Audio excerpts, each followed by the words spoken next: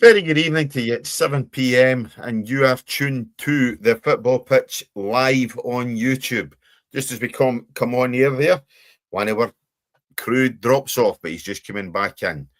So you are tuned, as I say, live to the Football Pitch here on YouTube. Tonight we are back talking Scottish football and we'll have another look at the title run-in in the SPL.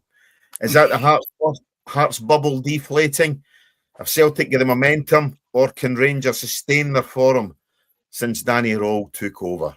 We'll talk Dunfermline's giant cup-killing run and ask if they can beat Derby rivals Falkirk to reach the final. And we can't let the shocking week for the English clubs in Europe, or at least the Champions League, pass us by. And we're also asking, is football really a business? And in the wake of the Scotland squad being issued, we will be taking a look at that as well. If we have time, we might even scratch a look at the BBC programme Ultras, but obviously we've got a packed show tonight. So go ahead, don't forget, subscribe, like this episode, tell your pals. It does help us out, and we're trying to get to 100 subscribers before the season's end. Joined as always by Dennis Newell, and we have regular guest, Hearts fan Graham Duffy, and Dunfermline supporter Craig Brown. Good evening, gentlemen. How are we? A long introduction tonight, but we've got a lot to get through. Good evening, everybody. And we're also, there you go. And we are also joined by, there we go, Scott Hartley, whose comment on X this week prompted our look at the football finances. But the place to start tonight, good evening to you, Scott. Thanks for joining us. But the place to start tonight is most definitely the SPL. Hearts, unfortunately, losing at the weekend, or depending, obviously, who you support, but Hearts losing at the weekend. Celtic rampant, Rangers pushing towards getting a bit of form under Danny Rowell. So, as I say, we do have a football title race hot. I'm going to put my teeth back in. We've got a... Guys, on you go. I can't think what I'm going to say. Good evening to you both. There we are again. There's the fixtures. That's what I was trying to get. I was trying to look for them. So there's the fixtures remaining before the split. So Celtic have got Dundee United, Dundee, St Mirren. Rangers have got Aberdeen, Dundee United and Falkirk. And Hearts, Graham, your very own Hearts. You've got Dundee tomorrow, Livingston and Motherwell. Probably the harder running of the three sides, Graham. It is, but I think the fact two of them are at home is helpful because our home record. Mm-hmm. Yep, and the Grahams are up to it as well.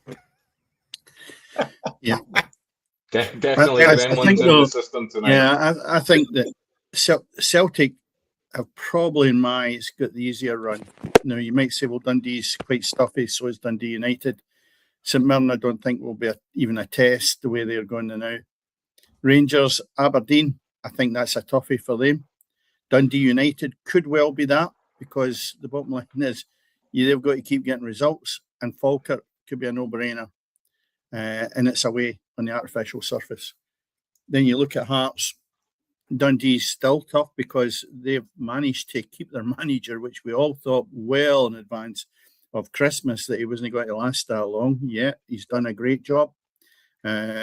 Livingston, no, I don't think that'll be an issue, although it's away, artificial surface for anybody. And obviously the last game there, as you say, before the split, is a home game against Motherwell. And that, to me, could actually be a title decider. I don't think Rangers will manage to get 9 points out of the three games. And Celtic could scrape by as well, just getting the 9, but only just. And then it's really down to Hearts. Can they get the 9 points out of the three matches? And I go back to just discussing what we had the last time Graham was on, and that was how crucial it is to get the injured players back. Now, there's talk about a couple of them coming back. How soon, when Graham comes back online, we'll just see what the state of play is with injured players. Yeah. So that's my take on it. It's far from done, but there is big pressure on Hearts, probably more so than they were maybe expected with the run that they were having. But as I repeat, they were having injuries and I think it's dipped their quality. It definitely has. You might disagree, Graham, but I'm looking at Hearts every week now and I'm going, no, you're missing the key players. And I know it's only Shankland in your eyes and Devlin, but the bottom line is, to me, they're a miss. And you really need to get them back. And the question I was asking when you were offline there, Graham, when are they going to get back? They are back now. That's a joy of going live. I was about to talk, my son phoned me, so that's when my line went off. Right, okay. But they are back. They're back in training. They're back in training this week, so they should be fit for tomorrow. Where they both start, if they're both fit, I'm chucking them straight back in because there's no doubt they are massive players. Yeah. I think, to be fair, since they have been out, we have done okay. We have still picked up results, but they are huge. Like, Lawrence Shanklin's been one of our best players this season, as is Cammy Devlin. I think Devlin's form this season has probably been as good as I've seen him for a long time. So having them both back will be huge for this running. I think those last 3 games before the split, the crucial thing is 2 are at home. And our home record is good. We're unbeaten at home this season, so that's a good thing. But that game last week was frustrating. I didn't think we played well at all. Again, I've been listening to a lot of pundits this week saying that's probably it now. Pressure's getting to Hearts. I don't think it is. We've been top for 6 months. We've handled the pressure quite well. I just think last week, too many players chose last week to have really poor games. Like, Harry Milne's been outstanding, but he was really poor. And a lot of players were not at that level last week. I'm expecting a bounce back tomorrow. Now, the last time we played Dundee at Tynecastle, we beat them 4-0. They are a better side now, but they've only won 2 away games all season. So I'm expecting us to bounce back. And with the fact that both Shankland and Devlin are both back, that can only be a huge boost for us and Derek McKinnon. Yeah. Craig, as Graham says, he's expecting a bounce-back game tomorrow. And the one thing with Hearts is when they have had a disappointing result, they have bounced back the week after. You know, I think obviously most of the defeats that they have had, they've had a win the following week. And that's the thing. They haven't really had a bad spell as such. You know, every club loses games. We expect that. But Hearts haven't really had a down spell as such in terms, obviously lost 2 or 3 games on the bounce, or, you know, they've always bounced back, Craig. They have, yeah. And I mean, Graham just said it, but they've been top of the league for 6 months. We're chasing slightly, but they've been the leader of the pack, and they've always just had that. And it's why I think they will be champions, because they just have that knack, even when things haven't gone well, to sort of grab. I'm thinking the Kilmarnock game and 1 or 2 others, just grab that last-minute goal, you know, where they've saw them over the line, whether it's been an equaliser or whether it's been the winner. They have dropped some points recently, you know, obviously January kind of mainly, and then obviously now. But I still think they've got enough room, you know, to go. It's a title race. It's great to see before my phone dropped out, but it's great to see. And there's going to be some more points dropped by all 3 teams between now and the end of the season. I don't see any of them going on an unbeaten run. So Hearts had their week last week, and I'm quite comfortable and quite confident that they'll get 3 points again tomorrow. Yeah, you would expect that tomorrow, Graham. Certainly, again, as you say, Dundee, they've been one of the surprise sides this season. I think early season, we all tipped them to really struggle. We tipped them to be the favourites for relegation. But even last week, they showed they can be stuffy, they can be resilient. You know, they're 2-0 down with a minute and a half to go and get a 2-each draw, you know, against Dundee United. They are definitely much more resilient than what anybody thought. But Tynecastle's a different kettle of fish for what that was last week, you know, and you would fully expect Hearts to bounce back, as we say, you know, from last week's disappointing defeat to Kilmarnock. Yeah, I mean, fair play to Dundee. I think Pressel's done a good job, because I genuinely thought he'd be the first manager sacked, so fair play to him. Yeah, absolutely, but it's about what Hearts do. We have to come out and really be on the front foot tomorrow. Something that's been very noticeable the last few weeks, and most of the season actually, and I've said this on my own TikTok page, I think Hearts start games far too slow. It takes us a while getting a game. That we can't afford to do tomorrow. We've not actually scored an early goal at Tynecastle this season. I'd like to see us really start on the front foot, really get after Dundee, get an early goal and settle the crowd. You know, if we get an early goal, then we could go and win the game comfortably. But it's how we start the game. We have to start on the front foot. And as has been mentioned, anytime we've lost this season, which hasn't been much, we've then bounced back the following game. I'm expecting the same thing tomorrow. And the fact, like I said, that you've got Shanklin and Devlin back in there, that will just boost the squad. when the squad sees those two back, that can only be a massive, massive thing for us. And I think the crowd's got a big part to play tomorrow as well. There's no point in getting frustrated if things are not going well. They have to back the team right for the start and get us over the line. Because if we can win tomorrow, we'll go into the international break still top with Livingston away the next game, which is a live televised game. We've still got a big chance here to create history. 1959-60 was the last time Hearts won the league. And this is the best chance we may have to do it for a while. But I've said this as well, the fact that I think people need to remember where we were to where we are now. We were bottom of the league last season, fighting relegation. I would rather have the pressure of a title race than be in a relegation battle. This has been a fantastic season no matter what happens. But I think Craig's right. There's a lot of twists and turns still to come. After the split, it's going to be really interesting to see what's going to happen there. Yeah. They play each other. They'll have to play Falkirk. They'll have to play Hibs. We will as well. But I just kind of think, for me, the biggest thing for me is I genuinely believe that we have, for me, the best strike partnership in the league in Shankland and Braga. I don't think Rangers have got that because I don't really rate Chermiti and Nadiri, and Celtic don't have a clinical striker. So I think having that Shankland Braga partnership back is massive for me. Can I just butt in there, Graham, and say I totally agree with the strike partnership, but I also think you've got the two best centre-half partnerships as well out of the three. Yeah, we do, and I know we'll come to it later, but I just find that absolutely baffling that Craig Algerson on that Scotland squad. And I've said, I did a whole video on my old TikTok page about that, and I was raging that he's not in it. Yeah, I mean, that as you say, we'll come on to that later on. How much do you think, Dennis, is key to how the fixtures work after the split in terms of who gets the home ties and things like that? How much is that going to be key to the title running? Yeah, well, you normally find these ties favour the Old Firm. There's no question of doubt about it, because the teams that are below that, normally they're first and second, and you've got four teams that are scrounging about trying to get points and stay up there, because it is a bit difficult for the four remaining teams because of the financial restraints they would have against the big two. I'm not a fan of the split, because we know this year is maybe an exception, but you can actually have somebody in seventh spot finishing the league with more points than somebody that finishes in even fourth or third. So I don't like it at all. I think it's stacked up again to favour the Old Firm. It's like a safety net they've got, and that's where I think Hearts really need to start picking up a bit more form and being clinical where they were at the start of the season. I didn't feel there was anybody could have beaten them. Now, it maybe the timing is right to get the two people I mentioned earlier back fit and on the park, and that could be what turns them back into the team they were, that were feared. I don't think that fear factor is the same with every team that's playing them now, because they have just dipped slightly, but they have managed to keep getting points on the board, and it doesn't matter how well you play. You keep putting points on the board. The Old Firm have been absolute dire with their performances and have been scraping over the line for the last season. And Hearts really just need to maybe get the two players back and just see what kind of lift that gives them. And tomorrow is a perfect example of seeing just how much they've been missed, the two guys. So the split for me, I don't like. And Hearts have really got to start tomorrow.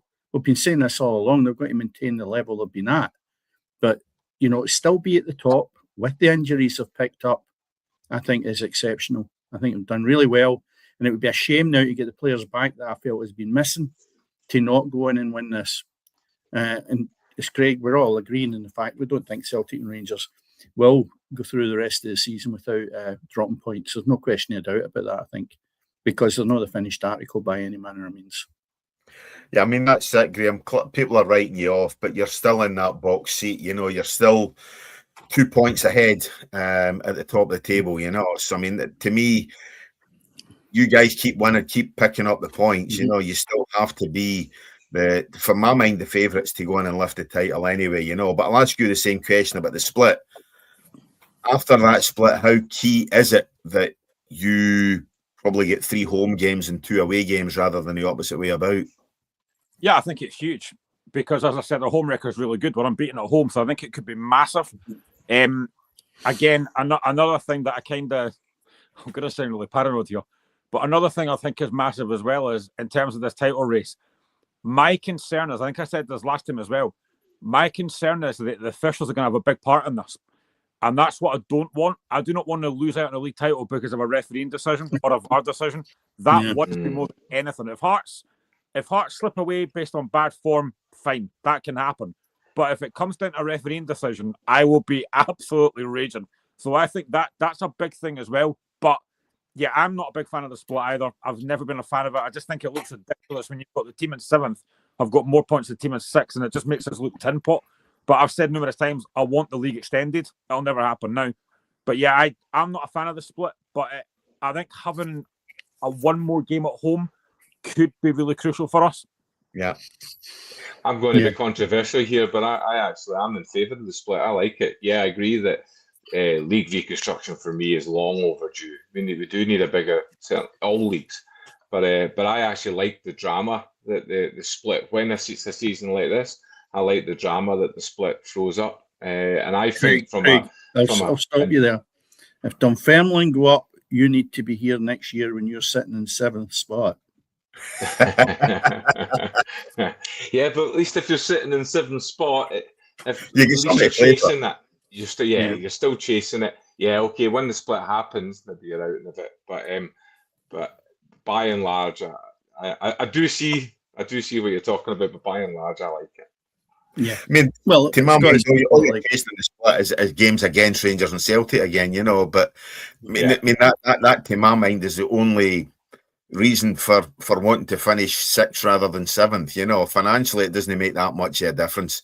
You know, in terms of prize money or whatever else, it is only the fact that you're looking for games against clubs who are either going to bring what's up my teeth tonight? Bring a larger, you know, or indeed, as I say, another game at Ibrox or Park Edge, you know, and that to my mind's the only thing you could say. Well, I want to finish in the top 6 rather than 7th. You know, I don't see. You know, other than you're going to get games against Livingston, against Dundee, rather than Hibs, Hearts, Rangers, Celtic. You know, that's it. Look at it just now where it's stacked. Dundee United, Dundee, Aberdeen, St Mirren, Kilmarnock and Livingston. Now, if you're not made that cut, how attractive are the games remaining? You really want to go and see a relegation battle on a Saturday? No for me. So you look at the ties that are going to present themselves. Dundee and Dundee United, okay, it's a derby, but there's nothing to play for. You look at Aberdeen. They're finishing 5th and 6th either, Dennis. No, I know that, but the games are with better teams, if you know what I mean. Yeah, the top 6 is what the quality, if you want to call it, throughout the season has managed to achieve. But it's a second prize when really it should be for the full season that you're playing, not decided by a split because somebody up in their ivory tower has decided, we just want the top 6. What about the rest of these clubs? You've still got, I still think that the 6 I mentioned there at the bottom should still have an opportunity in the run into the end of the league to be playing the top teams. Yeah. For me, the season I feel it's the bottom, just forget it. You know, I just feel that there's no involvement for them. They've gone, they've been cast aside. And that's my feeling with that cut on it. Particularly again this season when you're looking at Livingston are probably gone. You know, you're doing is three or four of these bottom sides. You know, St Mirren, Kilmarnock are looking to try and avoid 11th spot. You know, so as they don't get the relegation playoff. You know, and that's what you're playing for. You know, but the point I'm making in that, Tammy, is that if you're Kilmarnock or Livingston supporter, wouldn't it be nice if you finish off? Not so much in a high, but at least having one of the top 3 teams, if you want to call it, that are attractive this year, or should be, is Celtic, Rangers and Hearts. You surely should be able to play them maybe in the last game of the season or the second last. It's just dead for me.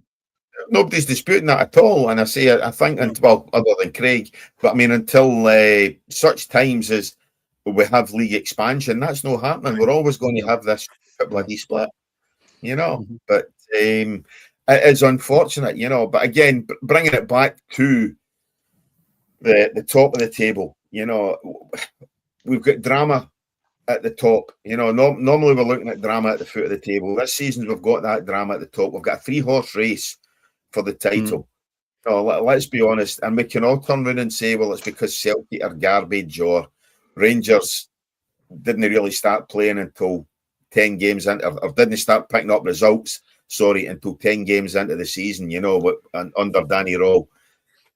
But at the end of the day, top of the table on merit. You know, you can only beat what's ahead of you or what's out there, you know, and to my mind, Hearts are top of the table on merit, fully deserve to be sat there with 8 games to go, you know, and if they're sat there still top, come that damn split, they still go into that last 5 games as favourite for the title, you know, because they picked up results against Falkirk, Rangers, Celtic, Motherwell, you know, and Hibernian this season, you know, and you've got to say that Hearts, if they sit top, are still favourites, you know. And I think neutrals want them to win. How do you feel in this year? Sorry, Craig, on you go. No, but also as well, I feel that the stories of Motherwell and Falkirk within that as well are also, you know, more drama. Yeah. Do you find though, Cammy, that Motherwell's out the race now because you sort of had dismissed them and said it's a 3-horse race when Motherwell's still got? You think so? With that one game at the weekend. I think Motherwell... The last 2 games, to be honest.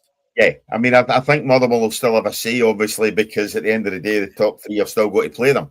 You know, so I think Motherwell will definitely still have a say. But to my mind, they are out of the title race for definite, you know, and it is now a 3-horse race. It is Rangers, Celtic, and, as we see, league leaders Hearts, you know, so...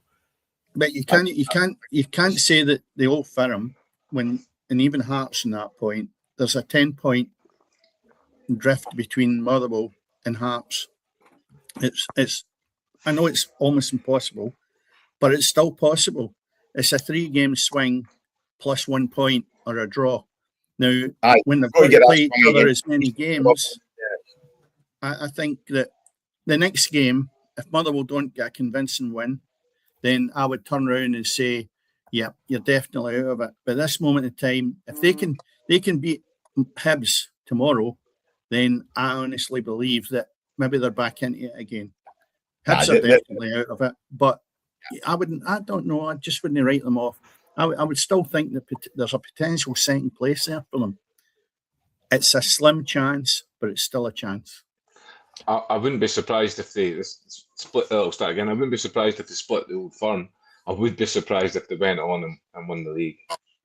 Oh no, winning the league, I don't think that's going to happen. I still think Hearts are favourites, but I think there's potential there for maybe second spot. Yeah, Motherwell are 4th. I don't think they're getting. I think we could agree with that. Yeah, you know, I think there's too much there now. They've lost too much ground with these 2 bad results. Yeah, defeat against Dundee was critical. Yes. So, and again, we would have expected them fully to win on the form they were in, you know. So, Motherwell are gone. They will have a say, obviously, you know, and I can still see them taking points off the 3 sides above them, you know. But I don't think they're going to do enough to even split the Old Firm or to get into 3rd, you know. Whoever's going to be, you know, I just don't see it. They've also got hard ties as well. I mean, if you look at it, just even into the start of April, by the 11th of April, they'll have played Hearts, they'll have played Falkirk, and that's a massive 6 points, right? Yeah. So therefore, and then you've got Hibs coming up. So I don't know. I don't fancy them, but at the same time, I wouldn't fully write them off. No, I think the fact that, Graham, you've got Motherwell, as you say, at Tynecastle, you know, I think that's key. You know, the fact that the game's not at Fir Park, you've got them at Tynecastle. To me, I think that really does rule Motherwell out, and it is now, to me, Graham, a 3-horse race, do you think? Yeah, I think so, especially the last 2 results, losing to Dundee, losing to Celtic last week. And the thing is, it was self-inflicted. They were just making mistakes. But that's the way people want to play. They want to try and play attractive passing football, which is fine, but you're going to get caught out, and that's what happened. But the last time they came to Tynecastle, it finished 3-3, that 3-3 draw. And they play some of the best football I've seen outside of the Old Firm for a long, long time. But they were never going to sustain that. They were always going to struggle some point it looks like it's now. But I do still think, and I said it weeks ago, they'll have a say in this. They will have a big say. They'll play Hearts again at Fir Park. They'll have to play Celtic and Rangers. So it's not going to be easy. You know, if Motherwell split the Old Firm, that'll be fantastic for them, given it's their first season under the new manager. But I do think the titles, they're way out of that now. I think the last 2 results have proved that, I think. Yeah, 100%, 100%. But anyway, getting away from league business now and looking at the cup, you know, Craig, your own Dunfermline Athletic, what a season they've had this year in the cup. Okay, the league business, not quite, you know, you're chasing a playoff spot. But when you look at what you've done in the cup, even though that graphic's not quite representative and not 100% accurate, but hey, we'll take it where it is. You beat Queen of the South, obviously, in round 3. Massive result that Dennis and I predicted on this show. You beat Hibs, a late winner. Then you went on to beat Kelty Hearts. Massive result against Aberdeen, 3-0. The game that obviously saw the managerial change up at Pittodrie to set up the Derby semi-final, you know, the Fife Central Derby between yourselves and Falkirk, and a push to get to that final against either Celtic or St Mirren. Would you have swapped the cup run for winning the league? Oh, yeah, I probably would. Yeah, I probably would. The first time I was on the show, I spoke about how I felt this season for us was going to be a bit of a builder. I thought it was going to start slow, but by the end of it, I had full confidence that we would probably finished comfortably in the playoff spot, but without actually doing a title push. However, never, ever, ever in amongst all that did you think we were going to get to a semi-final, having put out, you know, an Aberdeen and Hibs en route. So yeah, you know, everybody always wants that Scottish Cup run. You know, certainly from clubs out with the Old Firm. So to be taking my 15-year-old son to Hampden to go and watch his team, obviously in the semi-final, for it to be one of the few times I've seen Dunfermline play at Hampden in my life, and I'm now coming 46 this year. Yeah, I wouldn't give that up just for a title. Yeah. Obviously the semi-final, Falkirk and Dunfermline, it's the two sides that knocked out the Edinburgh sides this season. Obviously Falkirk putting paid to you guys in round 3, and Dunfermline putting out Hibs in the 4th round, you know. But what might have been, you know, we could well be sitting here saying it's an Edinburgh derby in the semi-final, but obviously it's not going to be that. But again, I'm pretty sure you wouldn't be looking for a cup run in terms of if you had to swap that for pushing towards the league title. Nah, we've got bigger fish to fry. Nah, I would. I said that I would have liked a cup run. You know, that's the only disappointment of this season is the cup run. The League Cup and the Scottish Cup weren't good enough. But I mean, that Dunfermline Falkirk game, as soon as the draw was made, Celtic St Mirren, Dunfermline Falkirk, everyone's eyes went to that Dunfermline Falkirk game. That is going to be an absolute cracking game of football. I don't know how that's going to go. I think Dunfermline have been outstanding this season. The job that Neil Lennon has done has been incredible. I, like most folk, watched the Aberdeen game. I thought Dunfermline would win. They didn't just win, they blew them away. I mean, Dunfermline were absolutely incredible that night. That could have been 6 or 7 quite comfortably. Dunfermline were superb. The two laddies, Andy Todd and Matty Todd, they are fantastic. They won't be at Dunfermline long because I think they're just too good. Yep. I think the one thing I would say at Dunfermline, though, the one worry I would have, and it might not happen, the one worry I would have is that there's a lot of talk about Neil Lennon might be getting an interview for the St Mirren job, and that's the only worry I would have because the job he's done to be in the top 4 in a playoff place, which I think they'll do really well in, and be in a semi-final. I think he's done a fantastic job, but there's just that one little bit of worry about what might happen if St Mirren do come calling. I think one, you know, I've read the BBC rumours page and all these kind of things, and I don't think Lennon's going. Lennon's not leaving us to go to St Mirren. Now, don't get me wrong, if it had been Aberdeen that had come calling, you know, he may have had that little thing in his head. I will be stunned. He's if you watch his last interview with the club, so first and foremost, so it's actually a year this week since Neil Lennon came into Dunfermline. It was an abomination of a football club when he walked in on the pitch, absolute abomination, where we were hurtling back to League One. He steadied the ship. He didn't really want to take the job in the first place. However, their new owner, convinced him to do it. Now, no doubt, there's a big wage packet thrown in there along the line, but I don't think he's a man. I don't think he's a man short of money. I don't think that's his main driving factor. I think his main driving factor that he's always spoke about is he could build a club up. He could build a club up from the ground and hopefully take us back into Europe is what he spoke about. Now, he said it wasn't going to happen quickly. It wasn't going to happen this season, or he wasn't planning on happening it this season. It was all about incremental steps, which is what he's done. I don't see now, with what you mentioned, Andy Todd, Matty Todd. They're only two youngsters that we have that are flying. Robbie Fraser's come in from Rangers. We've got Abdullah. We've got so many of them. I could rattle them all off. All young players. Take away Benedictus. Take away Charlie Gilmore. Take away Chris Kane. I think the average age of the squad's about 22.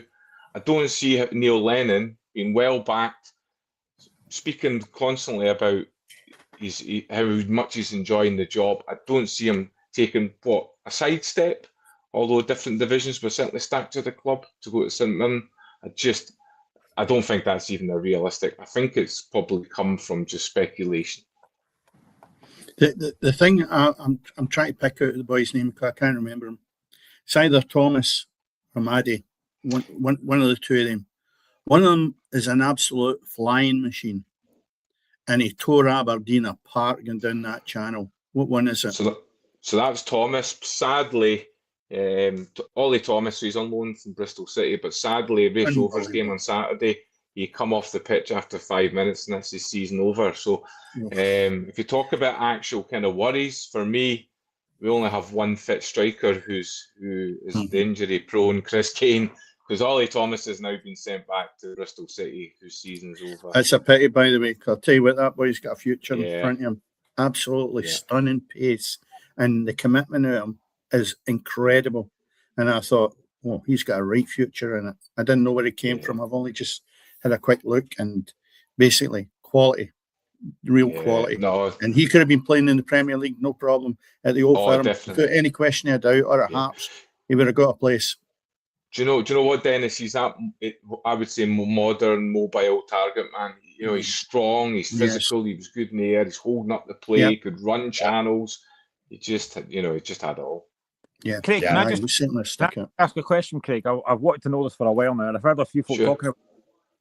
Where does that Dunfermline-Falkirk rivalry come from? Because I always thought it was Dunfermline-Wraith was the big rivalry. But there seems to be a major hatred between Dunfermline and Falkirk. There's a million different stories. I think the truth is, it's always just come from two clubs, same stature and size, who over the years have always been kind of fighting either for relegation from the Premier League First Divisions or promotions from Championships to League One recently. So I think it's just a rivalry that's just developed over years and years and years. So obviously the derby is Raith Rovers, but I think the real hatred is because of that, and I think that's where it stems from. And obviously there's a lot of nasty things have happened over the years with regards to well publicised issues. A lot of it's poison, you get the sectarianism between Rangers and Celtic. You've obviously got the rivalry of Hearts and Hibs in the same city and whatever else. Dundee clubs separated by two doors, but it's the hatred and it is the poison, and the celebrating. What Falkirk fans in terms of celebrating the tragedies that have occurred to Dunfermline players, and obviously that Falkirk doing the same thing. I think that's where that rivalry is.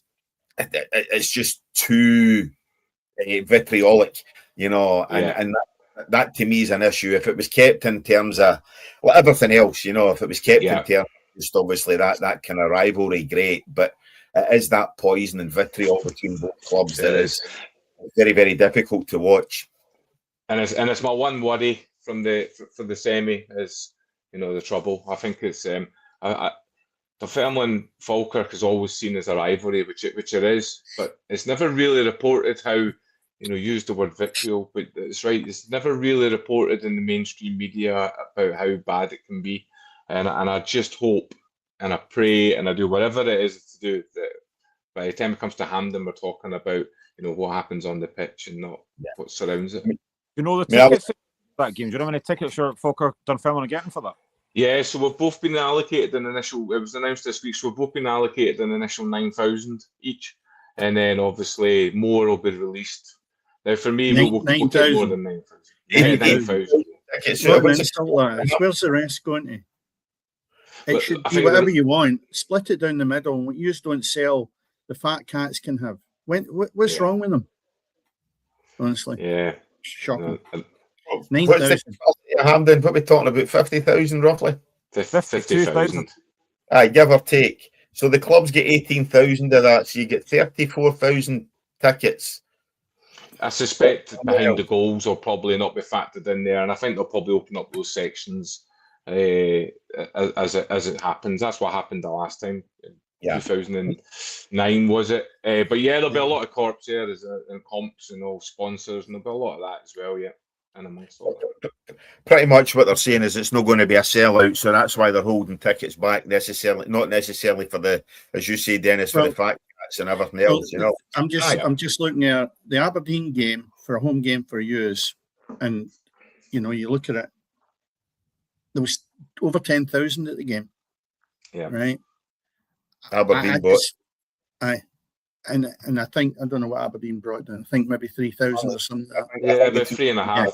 Yeah. So, to give you an extra 2,000 is quite scandalous when you know that everybody in the town will really want to go and watch the next match.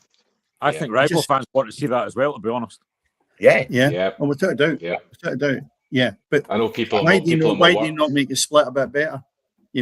Yeah. At least 15 each. Then people are not scrambling around going, where do I get a ticket for this? Yeah. I mean, I know obviously staying in the town, how many tickets Falkirk fans will take for that game. Yeah. I mean, it is easy, plus throw in obviously with the anti-hotels and all that kind of stuff, that'll swell the crowd by at least 7. They'll get to Hampden and they're inflatable down the canal. Aye, that's it, exactly. Depending where they take them from. But that is by the by. Whatever it is going to be a fantastic event. I might even actually go along to that one myself. And I might even pay for it. There you go. It's a cracking game. I don't believe that. Okay, fair enough. And you know what? It'll be 2 teams trying to play football as well. Right. Yeah. The only thing is, Graham, Craig, it's going to be played in grass. So neither of the clubs are used to be playing on that, so I think it makes for better football. The day we start in the semi-finals on plastic surfaces is just a total turn-off. Yeah, but no, I think the players will enjoy it more playing at Hampden. I really think that'll make for a better entertainment game that we would maybe have not seen in artificial. No, I think so. That'll be good. Oh, you'll have VAR at the game, though, Craig. You'll not be used to that. I know. I know. That's the one thing that stops me. Well, not stops me. You want to get up. Of course, you want to get up. That's one thing that I'm dreading about when we return. It'll be, yeah. You've got that. It's always a concern. Graham's touched on it earlier about the fact of VAR.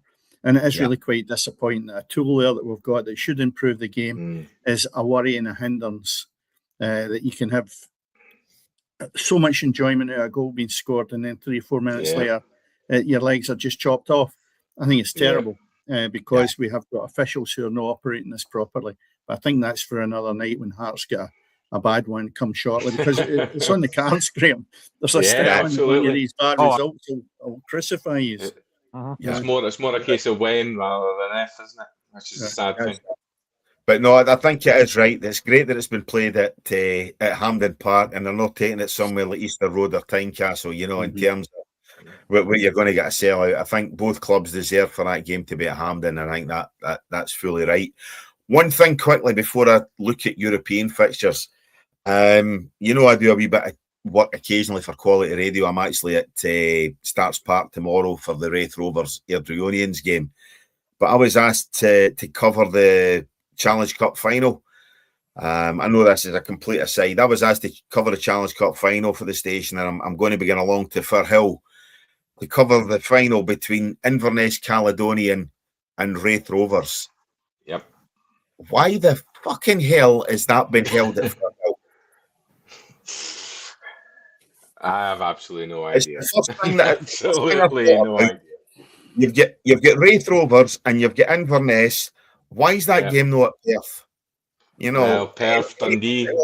Can it be McDermott Park or Dens Park or whatever else? I'm just saying Perth, Craig, in terms of the fact it's a championship ground. You know, rather than it's a Premier League ground in either Dens Park or Tannadice. But why the hell are two clubs from the East having to travel to Firhill for that game? It just does not make any economic sense on Easter Sunday. Not just, you know, sort of. But Cammy, it continues right through it. You could drive a bus through their incompetence.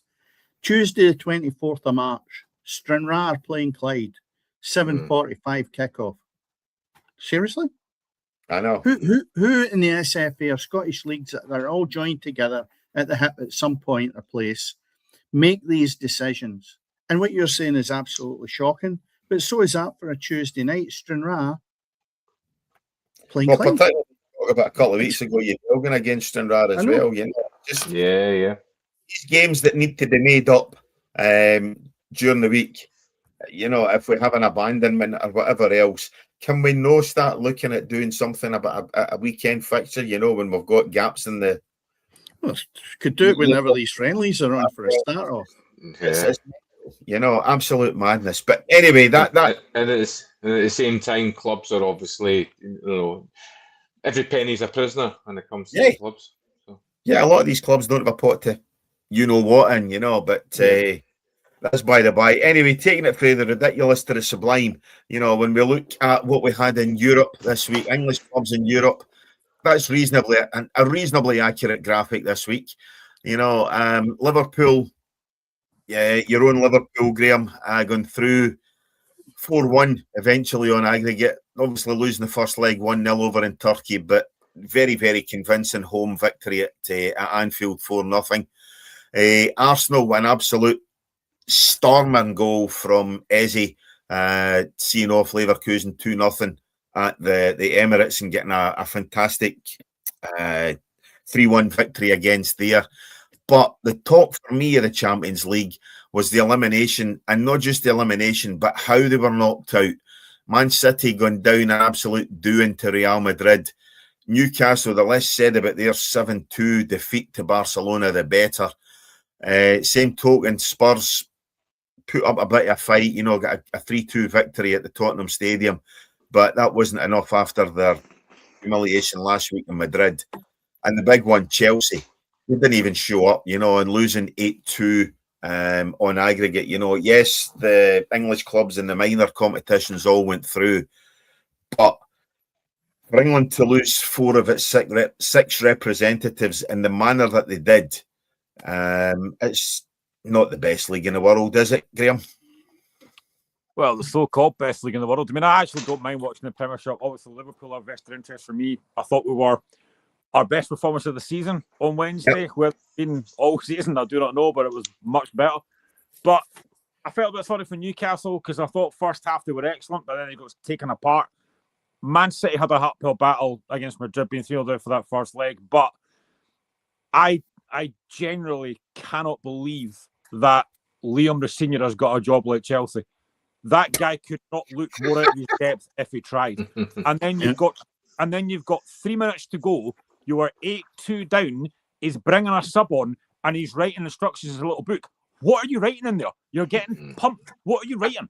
He is incredibly out of his depth, and I think Chelsea owners have got a real question to ask about why they appointed this guy, because he is not a manager at all. He's hopeless. And it looks to me like those Chelsea players don't understand what he's doing.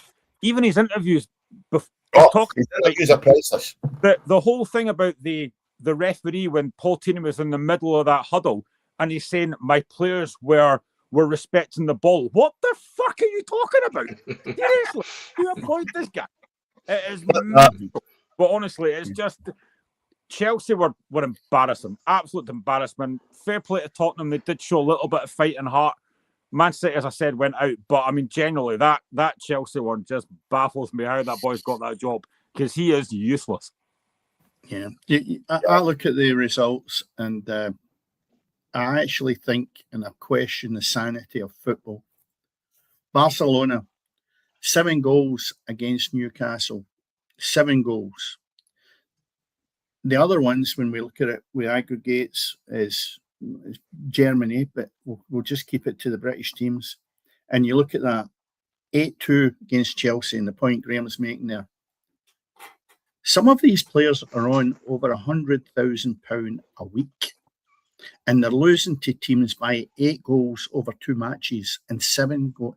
That's the equivalent of me being at East Stirling and getting a doing off Gretna. It really is. Look, for £100,000 a week, you've really got to stand back and go, hey, wait a minute, what's going wrong here? These clubs really need to check and rein in the amount of money they're giving guys that are no willing to bust a gut, because that's, to me, what it's all about. The commitment and the effort is no there. They look nice and shiny when you bring them out the pack on, he's a great player. Then when the chips are down, 7 goals can get in before they've even blinked. Right, but they're still picking up their £100,000 a week. Now, the other side of the coin of that is, if these chairmen and board of directors and all these people in their ivory towers had to dig that money out their back pocket and pay the players that have just been beaten 7-2, do you think they would do it? Never in a million years. Never in a million years would they dig into their back pocket and spend that money. No money they've earned, let's put it that way. Real money that they've earned, no chance. Because I certainly wouldn't do it. 100 grand a week, I'll tell you what, they'd be at the sand dunes and I'd be birching them the following week, because I tell you what, they're getting away with murder. And I'm highlighting the high scoring, because that's not acceptable at that level of football when they're getting paid so much monch. Really shocking. The standard's terrible. I don't know if any of you saw the Newcastle game, but certainly, as you say, Graham, 2 each at half time. And Newcastle actually did turn up and looked as though they were playing well, but they were cut apart, at the start of that second half. And some of the defending for at least 3 of the Barcelona goals was nothing short of criminal. It really, really was. Players out of position, massively out of position, caught ball watching, no idea what they were doing. And whether it's the players you need to question, or whether Eddie Howe completely caught tactics up second half or not, I don't know. But for me, Chelsea were an embarrassment, but Newcastle as well, to put in such a strong first half performance, and such a strong performance even in the first leg at St James's Park, was brilliant. But they pissed it all away in that second half. And the first 10 minutes of that second half, they'd lost the Tiger. Yeah, I mean, the defender was amateur, but I mean, I think it was Wednesday night when those games are on. I think it was 21 goals conceded, I think, by Chelsea, Newcastle, and Man City over the 2 legs. It's just embarrassing, for the supposed best league in the world. You shouldn't be conceding that many goals over 2 legs. To lose 8 goals to PSG. Yes, PSG are a good side, don't get me wrong, but to lose 8 goals, I mean, you didn't give yourself a chance in that second leg. You go into that 5-2 down. You don't need to chase the game. You've got 3 goals to pull back. It was going to be difficult anyway. And then you lose a goal inside 5 minutes and the game's done. And they just had no idea what to do. But, I mean, I think, 7 English teams went into the Champions League, and only 2 are actually going into the next round, which is just, it's embarrassing. And I think it's 36 goals the English teams lost over the 2 ties. Yeah. And I think you have 6 teams. Which is really, really poor, And I mean, you consider Arsenal and Liverpool only lost 2 between them over ties, which is shocking. And Craig, it really was an embarrassment, I think, for any English football fan. The one thing is, there's very few English players at the back in any of these sides, but they were poor. Manchester City defending was poor. Newcastle defending, as Graham says, amateurish, and that's really given it a bit of credit, And Rossini's just out of his depth. Yeah, you've got to ask. It probably takes us on to the next topic, really, but you've got to ask where a lot of that money goes, because I mean they're spending big money, but they're not getting quality. They're really not, and that's not just your top, 7 clubs in England. It's throughout. I know it's international football, but I remember when I lived in England, and at some point during that process, I remember they turned over the Germans and the Euros or the World Cup, and Emil Heskey and Michael Owen and these guys all ran riot. And the German FA sat there and they said this will never happen again. And they restructured and they looked at their youth investment policy and they did everything. And obviously Germany came back as a nation, club football, international football a lot stronger. That never seems to happen in England. It just seems to be even more, throwing money at the problem. And to be honest, you just said it there, Cammy, about there's not an English player there. Most of it does go into foreign markets. In fact, not most of it, 90% of it goes. So the money is actually lost in the game as well. So they're not getting quality and they're not regenerating the money. So I don't know where they go from here. Probably just go and get another Pep Guardiola type in and give them hundreds and hundreds of millions to try and sort it. I stand corrected. It was 30 goals, no 36. 36, aye. Come on, give him a wee bit of credit. Let's be fair, it wasn't half as bad as what you thought it was. But no, Craig, you were right, touching on obviously the finances in English football. This is a question that was brought to us, as I say, during the week by Scott Hartley. Scott, obviously a friend of the show, good friend of mine. I spent actually the last weekend with Scott. But Wycombe Wanderers, a side who got promoted from League One to the Championship last season through the playoffs. That's a brief rundown of their finances. So they finished 5th in League One last season.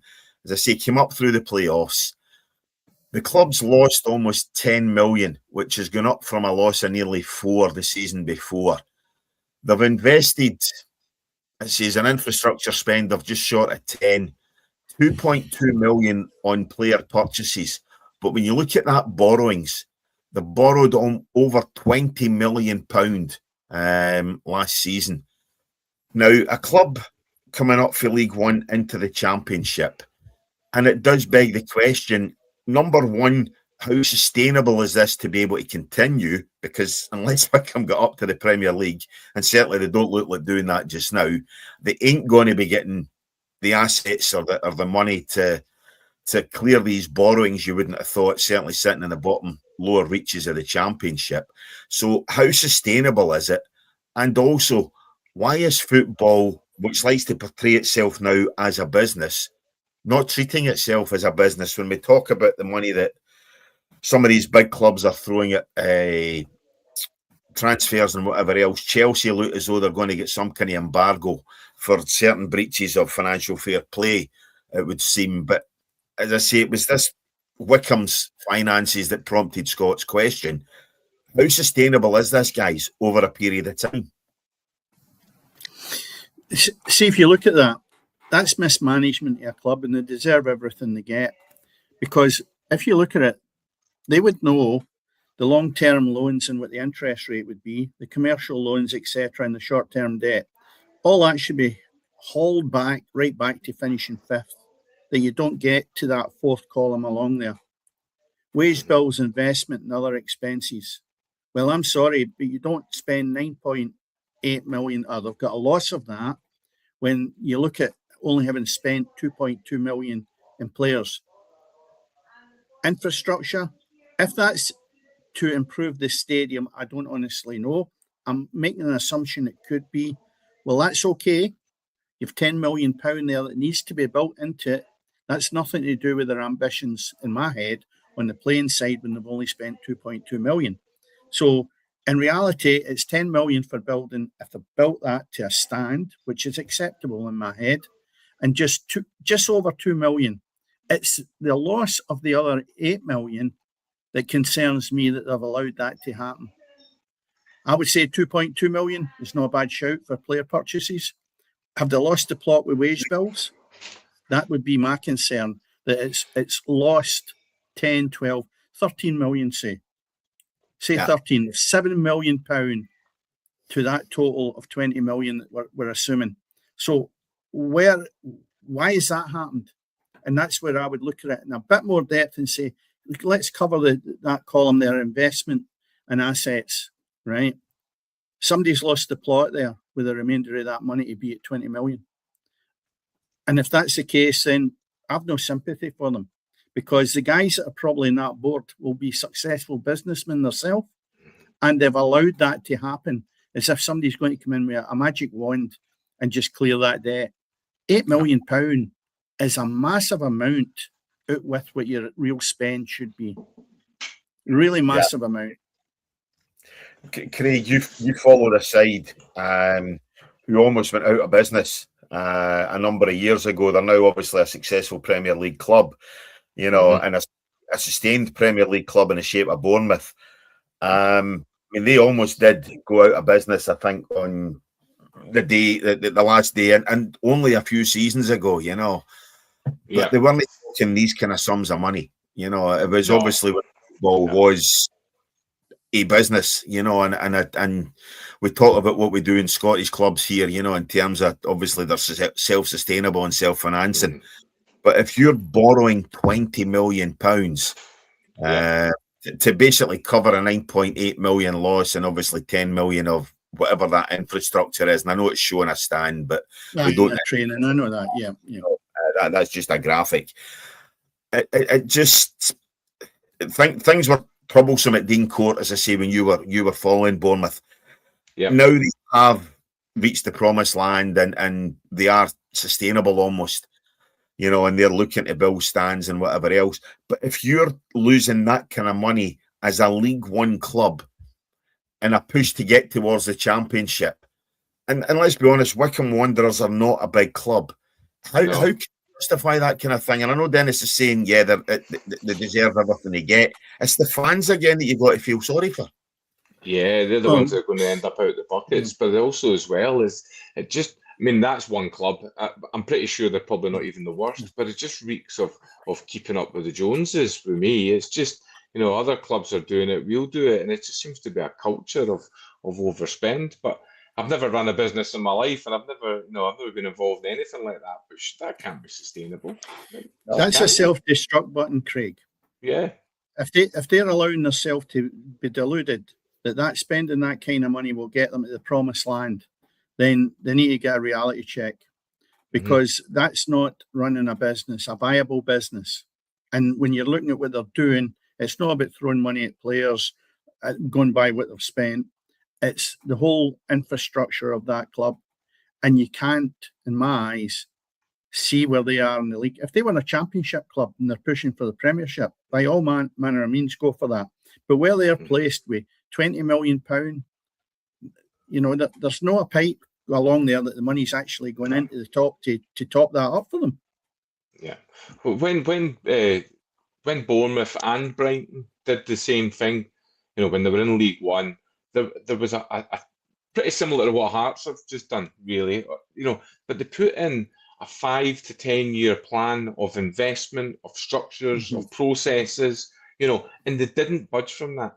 And that's how they did it. They didn't do it by, there obviously comes a certain point where rather than signing players at 200,000, you're having to sign them for, 25 million or whatever it might be. That has to come in the Premier League.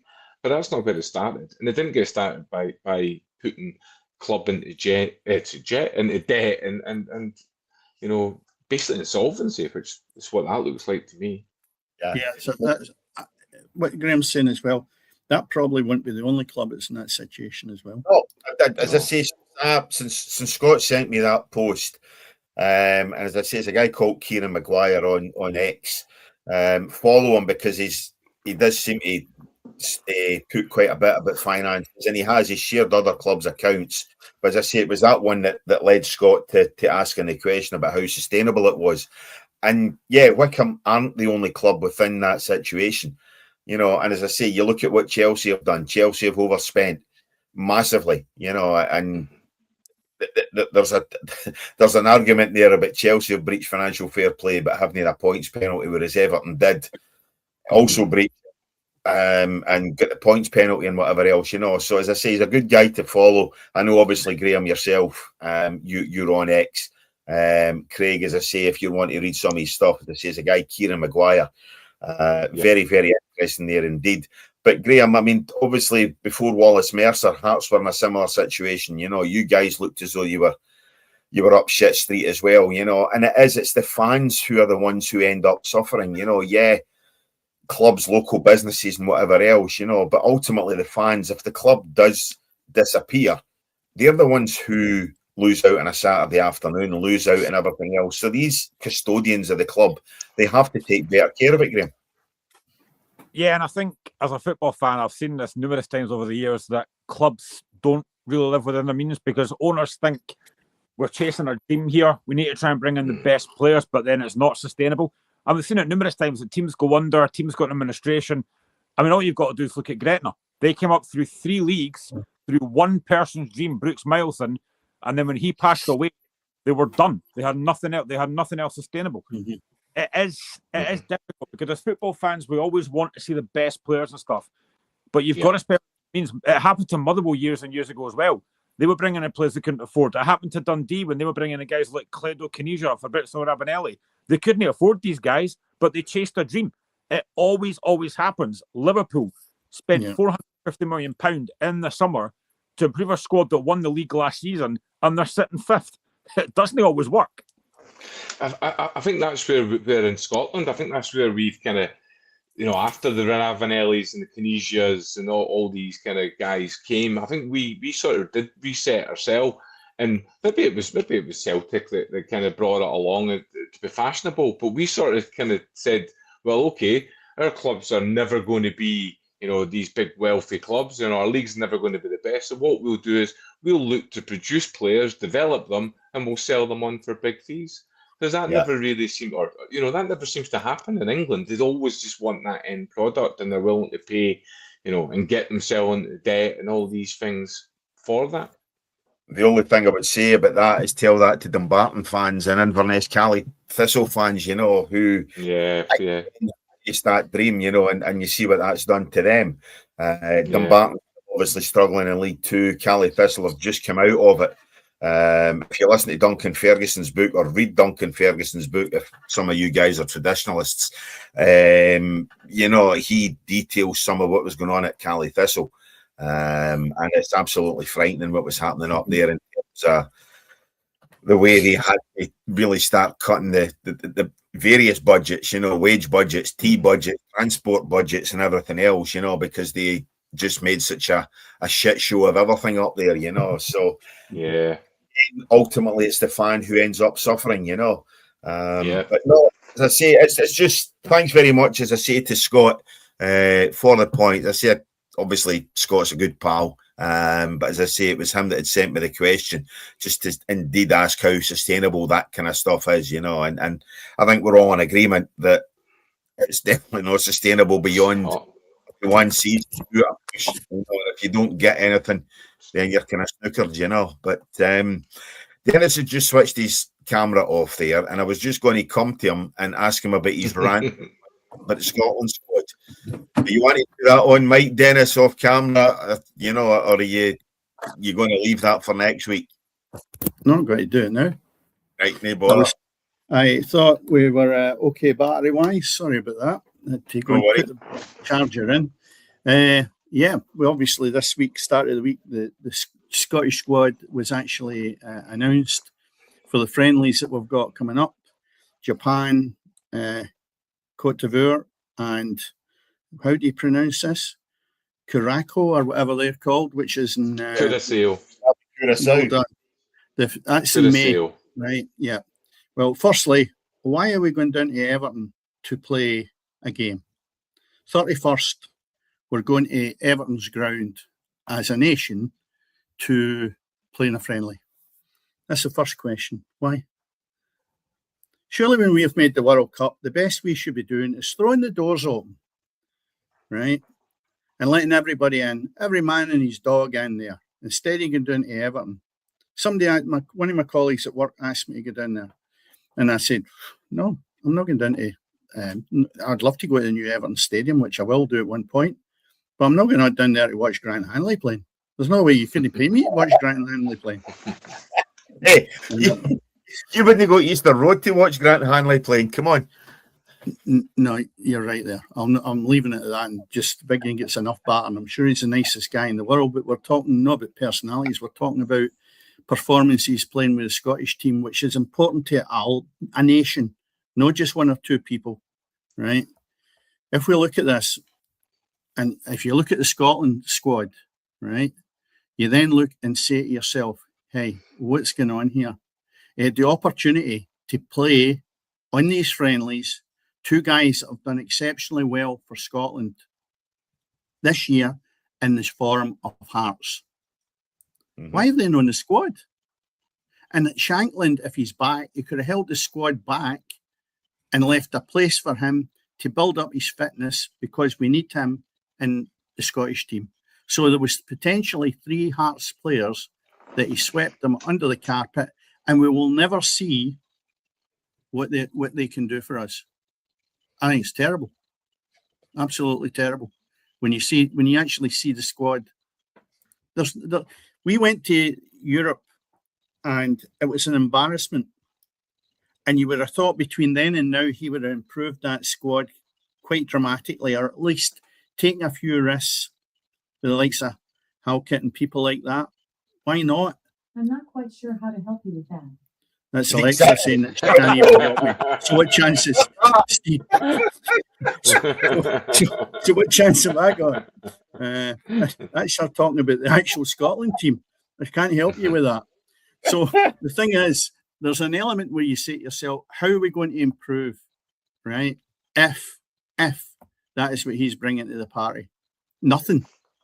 And then he's on rattling his gums about the fact that I've not been offered a new contract or whatever else. And I'm thinking, do you deserve it?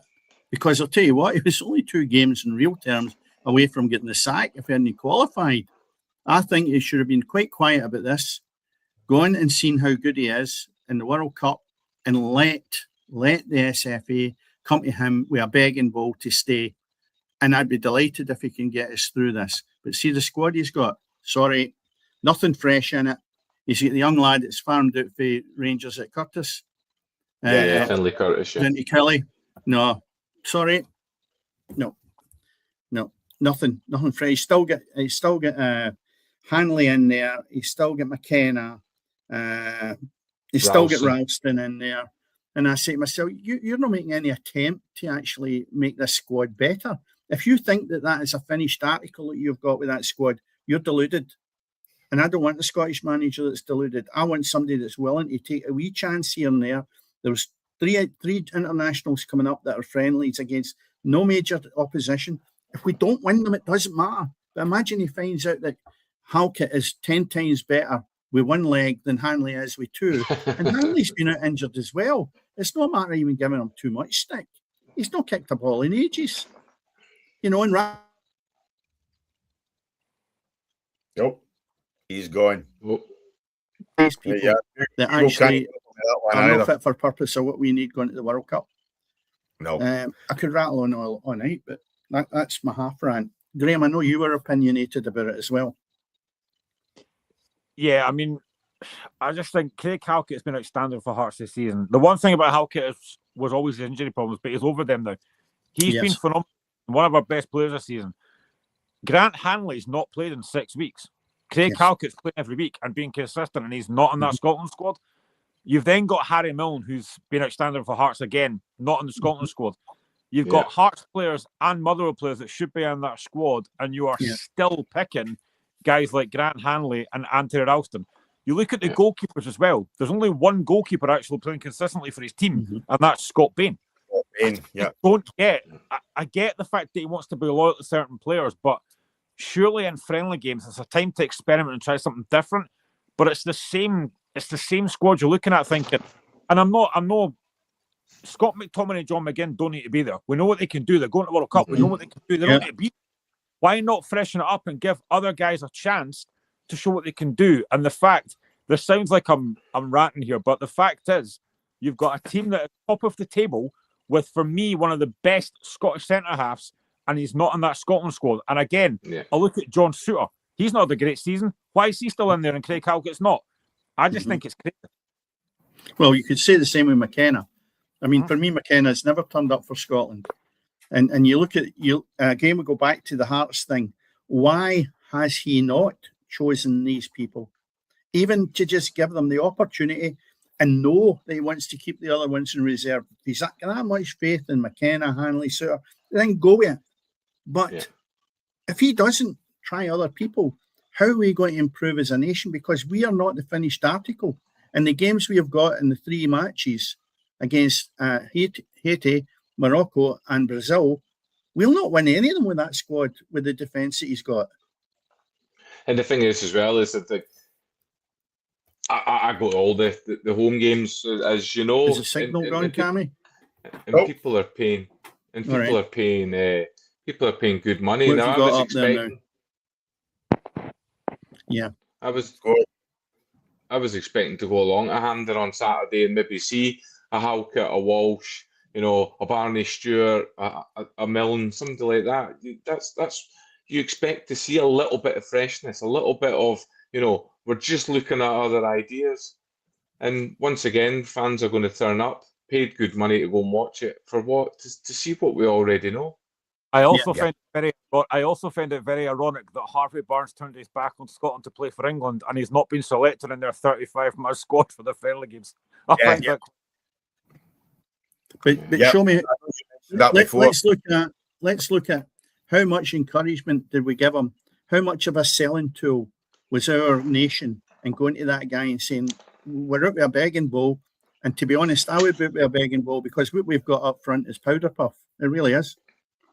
And I would be delighted to get the boy Barnes there if it was going to make us enjoy these matches that we've got coming up.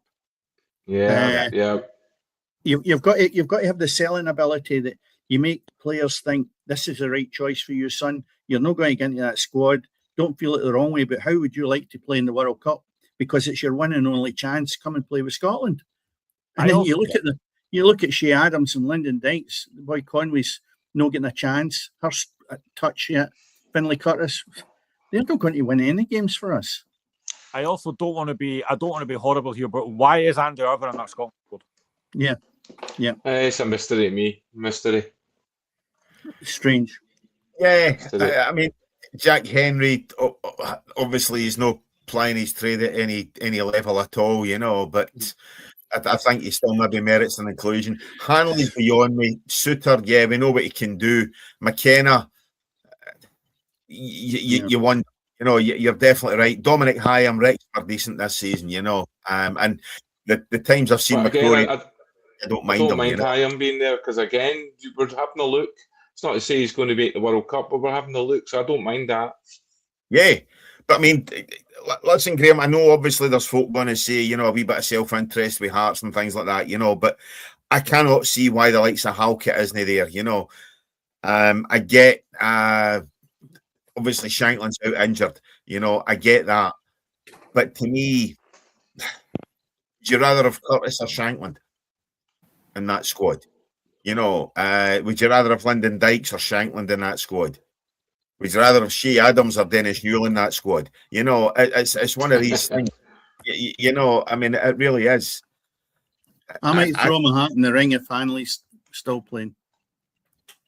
You wouldn't be playing against him, but Dennis. I mean, it's a difficult bit.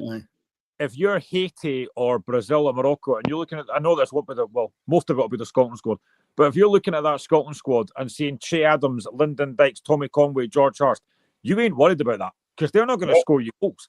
They just don't score goals. Lawrence Shankland is Scotland. Lawrence Shankland's Scotland's best striker. There's no doubt about that, and he can't get in that squad. I know he's been injured, but he's back now. If you're not, this is what I don't get. Yeah. If you're not going to pick Lawrence Shankland because he's injured, fine. But why are you then picking Grant Hanley, who's been out for 6 weeks? Spot on. That's exactly it, Graham, and that's the whole crux of the matter here. We need a forward that desperately up front, right? And if he's fit to play this weekend, that extra game maybe going on for an hour in one of the internationals coming up will be worth its weight in gold for us to see if he's worthwhile going to the World Cup. Not being there is a waste of time. And then the reverse, as you've just said, Hanley, what's he doing taking him even along? He'll not be anywhere near fit for these games because he's been like Lord looking. So the bottom line is I really can't get my head around that. And I'm really quite annoyed that he sat in the fence. We know desperately picking Hearts players, but no going further afield to look at what he can bring in and freshen that squad up. And to me, it looks like a man that's not capable of doing this job. I'll say it right now, because it's a World Cup and we can't have the same performances as he gave us in Europe in the last competition. Yeah, 100%, you know, and that's definitely it, you know. But listen, guys, we've gone for well over an hour tonight. That's an hour and 15 minutes. Craig, apologies, we're not going to get time to chuck in the bit about ultras tonight, but gives us a chance to get it discussed. Why not? Why not? Are we in a rush? Many of us have watched it, for starters. They'd be better for another night. Craig, obviously, give it a quick mention. You know, not so much a quick plug, obviously, because I wouldn't plug anything on the BBC. You know, but I did unplug the BBC, that's for sure. You know, but first of all, is there any truth in it with the fact that it is on the BBC? But what is it? You know, obviously a programme about certainly some of these ultras at clubs. Yeah, exactly that. Yeah, and to be honest, I thought it was quite a, dare I say it, Cammy, and you'll not like it. I thought it was quite a well-balanced documentary. It told you the good of all the things that they did. Yeah. The second episode told you the not so good, and the third one spoke about, you know, the future of them and what clubs were doing and various kind of things that certainly the Motherwell ultras were getting involved in off the park and food banks and all these kind of various things. And I found it quite interesting. Obviously, having a 15-year-old son who's attracted to all these kind of things, and obviously seen them from the top of the SPL at Hearts all the way down to kind of, dare I say, non-leagues of Scotland now. I just think it's just a good sort of talking point, or as you know, are these youth groups, because that's what they are they good for their game, or are they not so good for the game? And I thought, as a documentary, I thought it painted it well, and I thought from it they had a lot of good talking points and discussion points. You might like them, you might loathe them, but I felt in the 3 episodes it's well worth a watch, because there's plenty of talking points about them, and probably about, you know, males in society and young youth culture. So well worth a watch. Yeah, that's what I'll have a look at that. Yeah, I'll have a look into that, because we all have our perceived ideas of what the ultras are, and 90% of the time you don't think it's a good fit for football. So we're looking into it, and what you've said, Craig, yep, I definitely have a go at it without making my mind up. I'm not 100% sure even yet at this moment in time what purpose they serve, but maybe it'll enlighten me a little bit and take away my ignorance of what the ultras are about. Yeah. Graham, obviously you're in a similar boat to Craig. I know you've got a kind of a son just on the kind of verge of his teenage years and things like that, you know, and Craig saying obviously his son's at that kind of age where he's almost getting kind of interested in some of these youth groups. Is that something you would want your son to shy away from, or do you feel maybe getting involved in something like that could be a positive for him? It would depend on the folk he was with, because I think in every ultras group you're going to get idiots that just want to cause trouble, so I wouldn't want him involved in that. But my nephew is the same age as Craig's son, and he's in the Gorgie ultras, and I do think they have a place. I do think they make a lot of noise. They do drum up the atmosphere. At times they're the only folk that do sing. But like I said, I think in every ultras group you're going to get the odd one or two that are just there to cause trouble, and that's something I don't like. There was a thing, I think it was last year, A View for the Terrace, that's actually quite good on BBC. They did a segment on their programme about the Dumbarton ultras, and it was young laddies that went along to the game with drums and stuff and tried to drum up a lot of support. They had a bit of negative reactions from some Dumbarton fans that were quite older, but a lot of other fans actually quite liked it, because it got them involved. It got them a bit more interested in Dumbarton, just having these young fans there. So I think it does serve a purpose, but it has to be done right. It has to be for the right thing. You have to go there, back your team and support your team. Anything else, it's a waste of time. Yeah. As someone we're talking about as ultras as support rather than casuals is there to cause hassle and grief, I suppose. You know, obviously, a lot of clubs have got their own dare we say, casuals. You know, I don't know if that's still a thing for the late 90s, early 2000s. You know, but obviously that's just hooligan groups. A lot of them kind of things. You know, and I think ultras seem to be something a bit different, almost a kind of community within a club.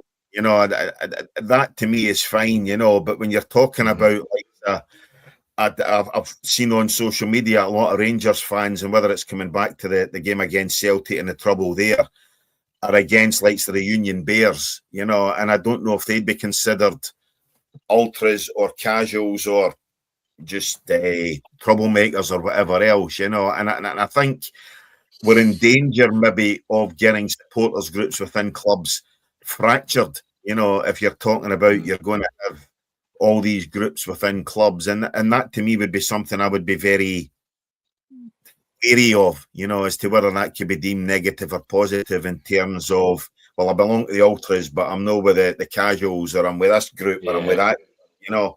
And we look at a lot of these clubs, you're saying it with the Dumbarton ones, Graham, you know, how many fans go along to Dumbarton? You know, maybe 300, 400 fans. If that's getting fractured into various different supporters groups, you know, and these factions then end up pulling against each other, could that start having negative impacts on the supporters and the clubs? Yeah, I think though. Well, I think looking at the pitch invasion, if we call it that, at the Old Firm match, what worries me is when we start to give air room to the clowns that come on the park with the masks on. Right? Yeah, they're faceless people. They're the ones that are a real issue in the world. They're a nightmare. If you've not got the stomach to go on the pitch with your face showing, then don't go on it, right? But to pull your hoods on, and they've all went out and bought these things and everything else. They're a scourge in the game. There is no question of doubt about it. That nine, I don't know how many ended up getting lifted, but every one of them with that on should have been all hauled into the jail. So that is your problem. And are they ultras? Are they ultra bears? Whatever you call them. The bottom line is they're our main problem in our games. You might find the ultras all stand in the corner and don't create a problem. I'm okay with that. But these guys, as an example, coming on with the masks, have already worked out what they're going to do. They're bad for the game. They're making the club look terrible, and they're not there to watch football, and they probably know nothing about it. Right? So we need to get rid of these people, and it's no one or two. There's hundreds of them, and they need to be taken out of the game. That's my worry about ultras, you know. But when you have these, I'm not saying they are ultras. I'm just saying no. But if you have these clowns and halfwits who then try to engage or jump into ultras, you know, or into supporters groups or whatever else, you know. I mean, I know obviously as a Clyde supporter, we've got two factions, you know. We've got the Glasgow branch, who tends to be the more youthful, noisier section of the support, you know, and you've obviously got the older supporters who not so much don't interchange or don't interact, but obviously they maybe don't hold, you know, they maybe frown almost upon the younger fans, you know, the noisier fans, the ones there who are there to drum up the atmosphere and a bit of noise, you know. And if you've got fans who try to interact or try to get involved in the wrong side, that's the only thing, as I say, for me, you know, as if you end up with different factions and you get battling within, metaphorically, battling within other clubs, you know. Does that fracture of support? You know, but no, it's definitely something I'll sit and watch, even if it is a BBC programme. I'm sure I'll nip down to somebody's house and catch that. Who obviously pays their licence, you know. I'll get down and watch that one day and somebody there, you know, but never mind. Anyway, on that note, guys, we have almost gone for 90 minutes, an hour and 24. It's the longest episode we've done for quite a while. We did say at the start of the episode that we're very, very busy. If you've enjoyed tonight, go ahead, like, subscribe, tell your pals, tell the budgie, tell the granny, you know what I mean, tell your ultra mates to go ahead, like the podcast, get involved. Next week we go from the east of Scotland and stay in the east. We've got Colin Nelson from Cowdenbeath. Colin's the director of football operations at Cowdenbeath. He was on earlier in the season, So he's joining us again next Friday night. So it'll be good fun to see, good to catch up with Colin. I think Cowdenbeath's form's dropped off a cliff a wee bit, but it'll be good to catch up with Colin again next week. So all that remains, as I say, like, subscribe, because after all, everything is happening on the pitch. Good night.